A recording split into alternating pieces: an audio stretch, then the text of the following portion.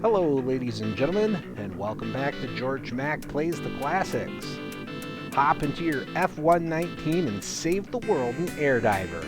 In a completely original story, a terrorist organization is hell-bent on world domination. But wait, they're being backed by extraterrestrial nations. Aliens are looking to use the terrorists for their own gain. It's up to you to use your piloting genius and the technology of the day to stop them. There are 8 regions of the planet to liberate. They range from very hard to less hard. I started with Australia and got massacred several times. The gameplay is similar to Top Gun, I guess. You don't control where you move. It's always forward. Enemy planes come on screen from ahead or behind. You can lock on them with missiles and send them to their death with the B button. Missiles are limited and your stock is shown on the bottom left of the screen.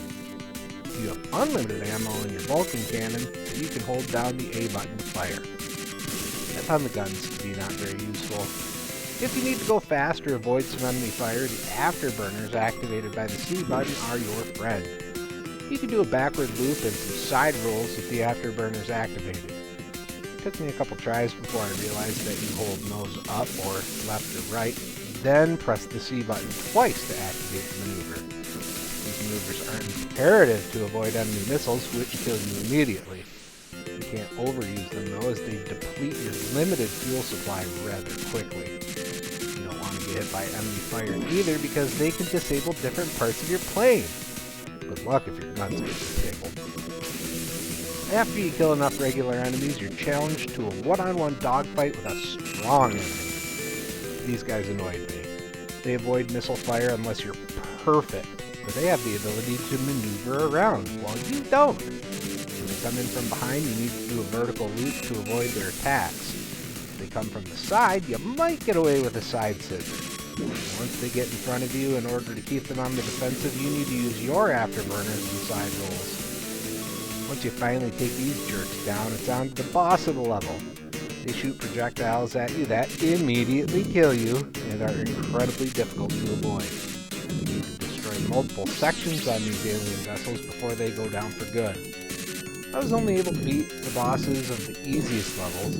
I finally gave up because I wasn't going to get any better without hours and hours of practice and memorization. When it comes to grading Air Diver on Sega Genesis, graphics get a 1.5. The cockpit is neat, but the terrain and enemies don't look very good. The sound gets a 1.5. You get your typical Genesis chuggy music with a fast beat. Not offensive. Gameplay gets a 1.5. Not being able to turn your plane to engage enemies sucks.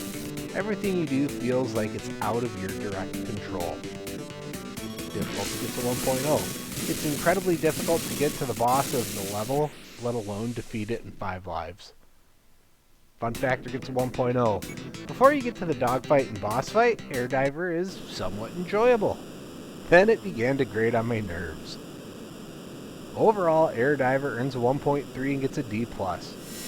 I can't recommend playing this unless you are a huge air combat kind of person.